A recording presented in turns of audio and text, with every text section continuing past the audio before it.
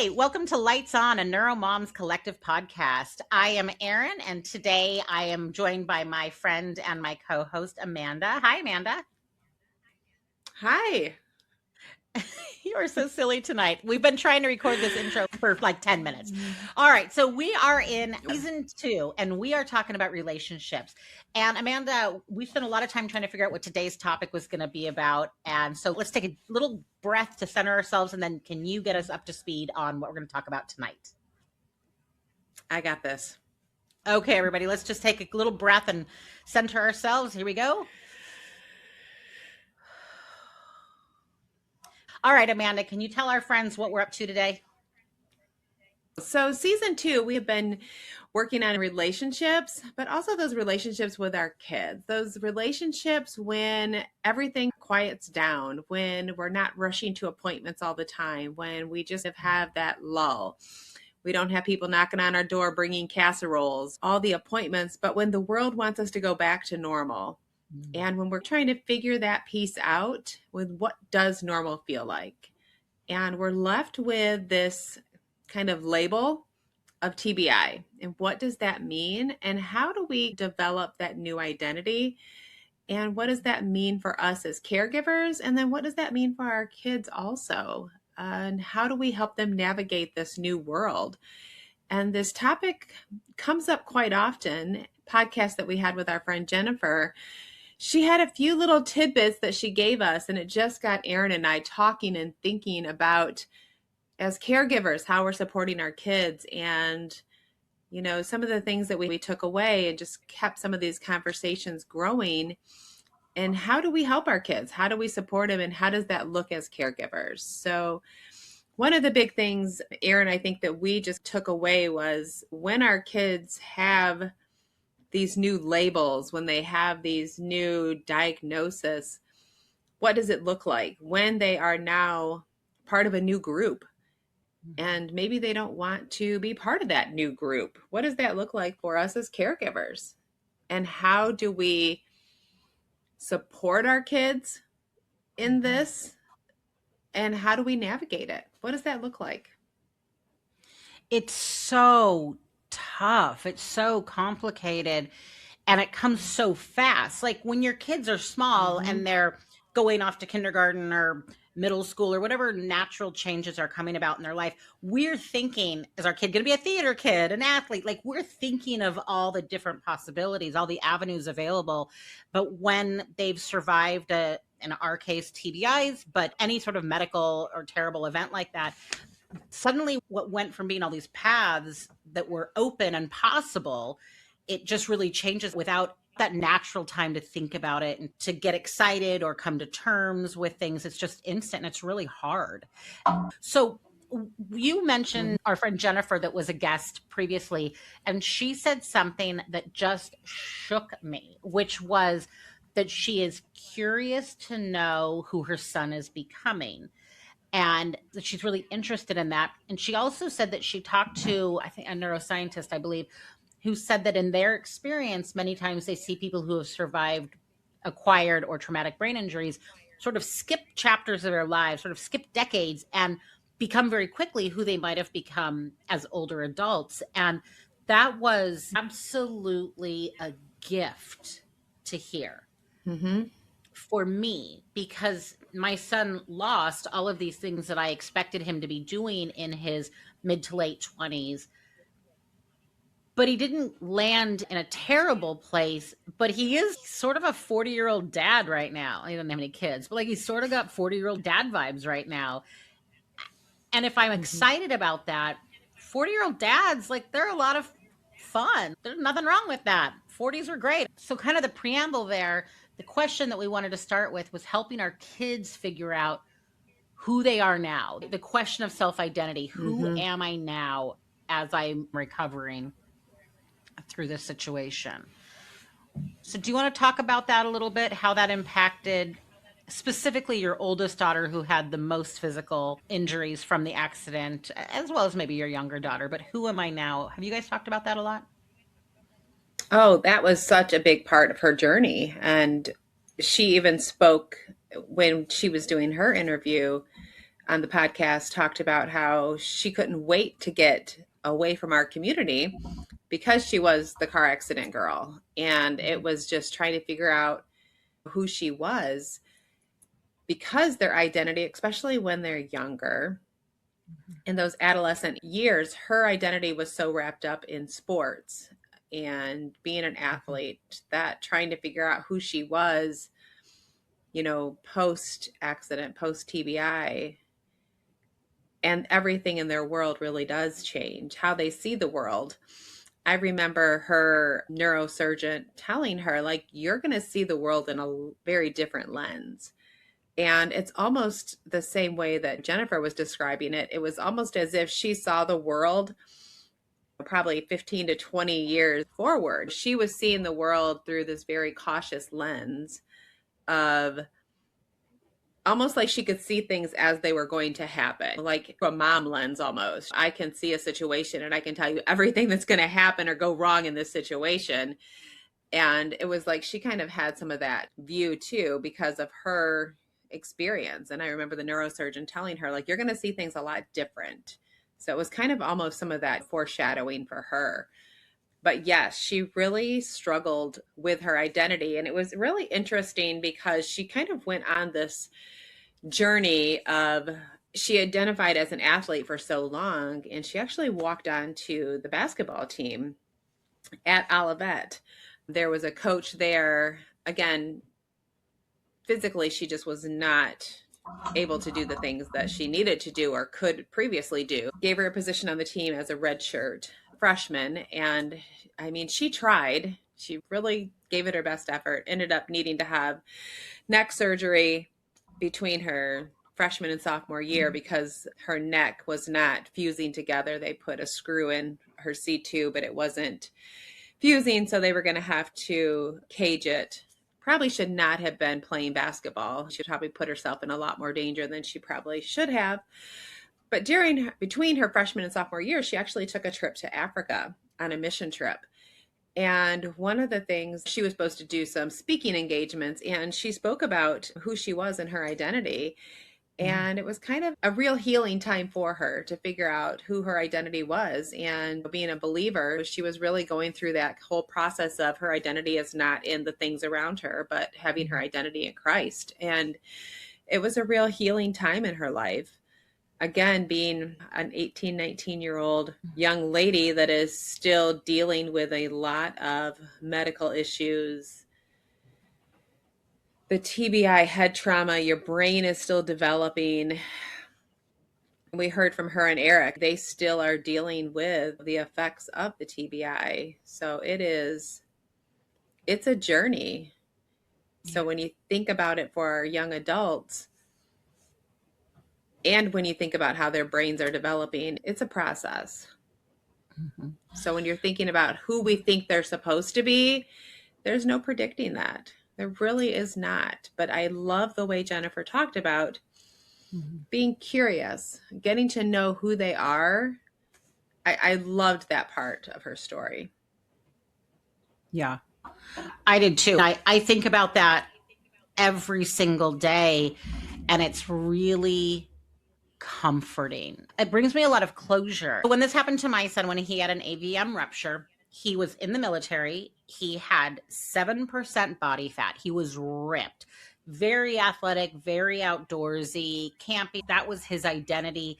Not only being an athlete, he was the military guy. He was crazy smart. He was cybersecurity in the Space Force. That's a pretty cool identity, right? They're called guardians. You're not a Marine or you're not a soldier, you're a guardian. Like, that's cool. And to lose that was really shocking. I imagine it felt like just being dropped naked into a forest where you just have no idea where you are. You don't know anything about your surroundings. You don't know what to do. You're scared. You're uncomfortable. It just seems terrible. One of the things that we've had to navigate with our son when we talk about who am I now and finding your identity again is that physically, when somebody has gone through a brain injury, acquired or traumatic, it is really hard to do that without having a major physical change. My son went from he's 6'1", from 175 pounds, like I said, 7% body fat, just ripped. He got down to 138 pounds. He was skeletal. You could see his Mm-hmm. knees, and it was terrible. I have a picture where you can just see all the vertebrae in his back. It was not good, right? So he gets all the way down and he looks like a bobblehead. His head is just can't, his body can't hold him up. Well, then as he's going through treatments, one of the hospitals he was at in New Orleans, they put him on a very, very high dose of steroids, very dangerously high. And then he went Mm. up to about 210 pounds. So in 60 days, he went down to 138 pounds. And then within a year, he was up to 210 pounds. Now he's about 200 pounds. He doesn't even look, he doesn't feel familiar in his own body. And so, what that means when we Yeah. talk about identities is he doesn't even know how to dress. A thing that's interesting about this podcast, and thankfully we have the blessing of our children to be very brutally honest and just talk about these things. I really appreciate that they let us do this.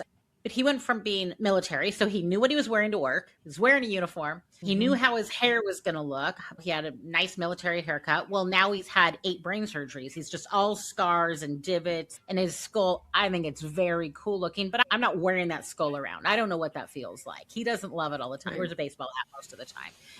And then he was dapper and he was so pulled together. And now we sometimes have to have conversations about, you got to shave, man.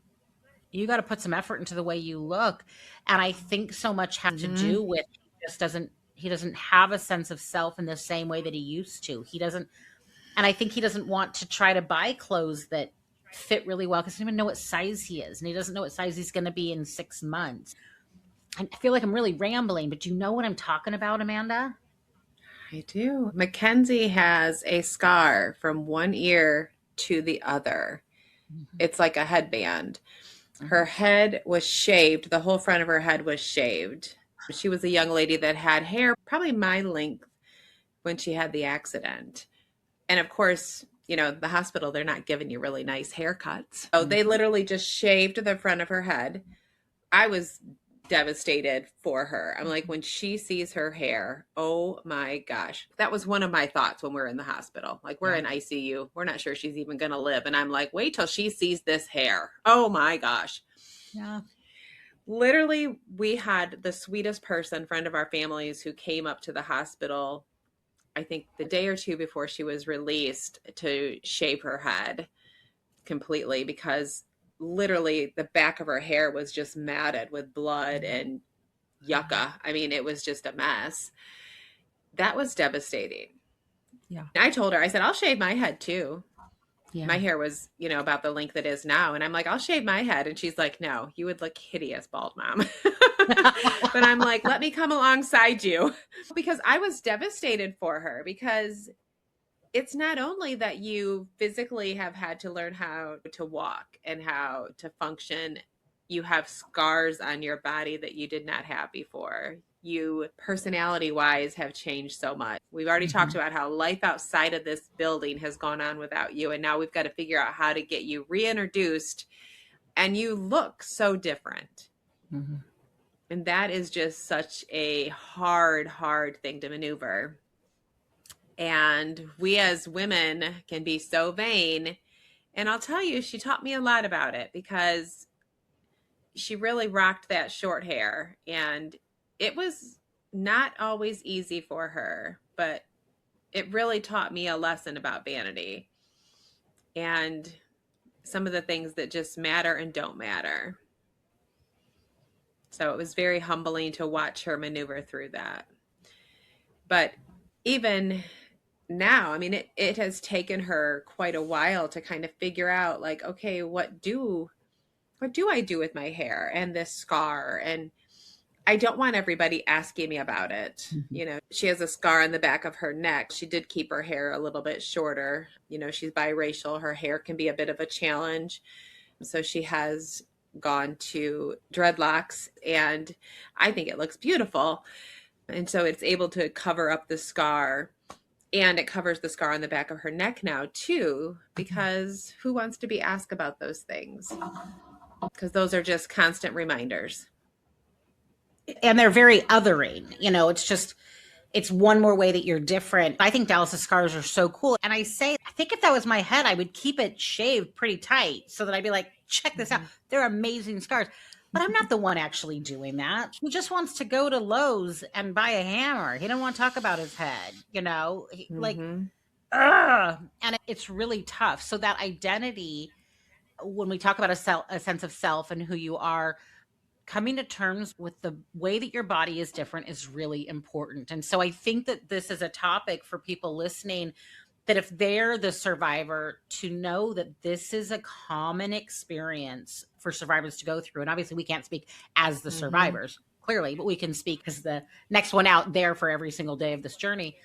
But also as a reminder to caregivers and people that love survivors, what we think looks good and what we think is fine doesn't have to match what they're feeling. I gained Mm-hmm. about 20 pounds during his recovery, and I wish I didn't. I wish I was 20 pounds lighter. That'd be great.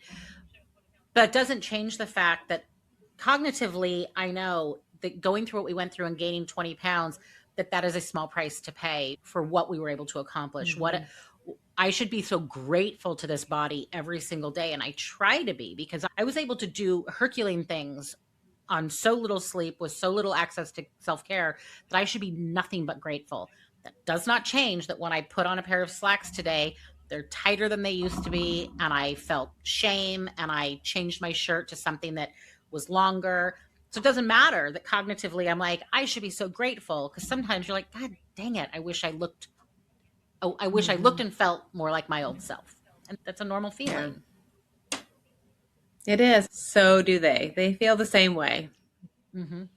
So it's getting to that place of acceptance. Mm-hmm. It doesn't mean we have to like it, but it's getting to the place of accepting this is where we're at right now. This is what we've got to deal with and kind of maneuver through life with. And then what do we do with it? So, how can we as caregivers then build up their confidence? So, one of the topics, when you and I were talking about today's topic, which I mean, Amanda, we're like 20 minutes in and we've talked about one of the pillars. We had 5 to talk about. We're clearly not going to get to them all. But I think that this self identity and this physical, the way that we appear to ourselves and to others, I think it's really important. One of the things that we talk about that we were going to incorporate in today is the difference between being very honest and truthful with our kids. I had it written down. Let me see if I can remember the language. Honesty versus protection. That was the language. Mm-hmm. How do you navigate between saying, Erin, you look great. You should be really proud of yourself. You should be really proud of your body. You're really strong. Like, great. And also like, oh my God, I can't even tell. You look swimsuit ready. There is a difference between blowing smoke and being Right. honest with compliments. Did you struggle with that? I struggled with that. Mm-hmm. Can you talk to that a little bit? Did I even ask a question that makes sense? Yeah, well, I guess for me, I'm a cheerleader. I'm going to build you up. I am going to tell you how fabulous you are. I'm going to tell you how great you are. But I think one of the things that I learned through this journey is that I probably need to, and I don't like these words, but I need to shut up and listen, because our kids are telling us things. They're telling us how they're feeling. They're telling us where they're at. And I think it's so important that we stop and that we really listen to them.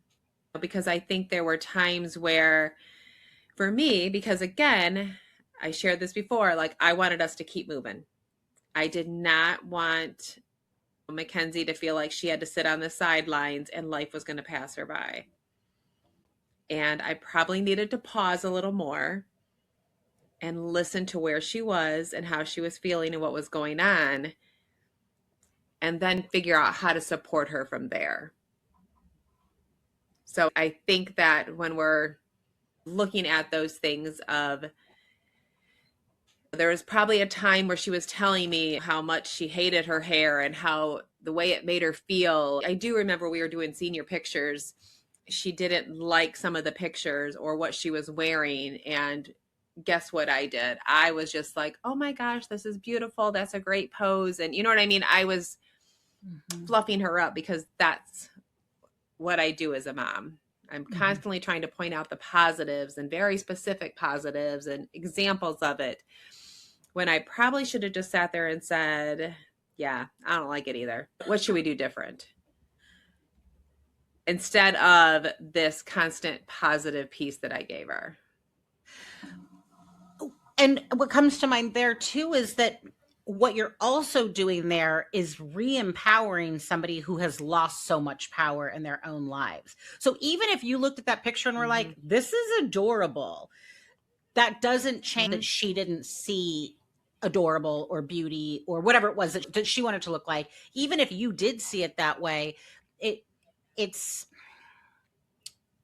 it's important that we give some power back to our survivors in ways that we can. And I think you're right to say, yeah, well, what do you want to do different? Do you need a hat? Do you need a wig? Do you need a professional stylist? And obviously it's not, we're not over here. None of us have won the lottery. We're not like anything you want, you can have, but there are, in many cases, there are attainable, financially reasonable solutions that we could explore. Yeah. And we did have a few wigs, and I thought they looked great too. But then again, I'm her mom, and I think everything looks great. I thought the wigs looked great because I am the mom, and it's like, what can I do? If the hair is an issue, let me, like, whatever is in my control as a mother, let me figure it out. Because there are so many things that are not in my control as a mother. I can't do brain surgery. I can't go in there and reverse the side effects of a TBI. So what is within my control, I want to fix, I want to help, I want to do. And that's very limiting as a caregiver. Yeah. It's really hard. Oh, it's very hard. Very hard for us fixers. Yeah. And it's hard because I think one of the many things is that when your child is trying, or your loved one is trying to survive like a brain injury and brain surgery, the last thing on my mind was, is he going to have a little cookie pouch now? He's always had a six-pack. Like, I didn't care. I wasn't worried about that. And so it's hard to remind ourselves that that can be a priority when maybe what you think or what you want is for them to say, I am so lucky. I am so lucky I defied death. I love this cookie pouch now, or whatever it is, right?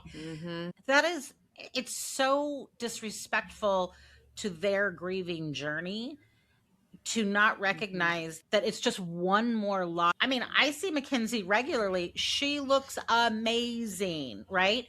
That doesn't change that to her, knowing there's a scar somewhere she doesn't want a scar or whatever it is. She knows what is different that maybe wouldn't have been.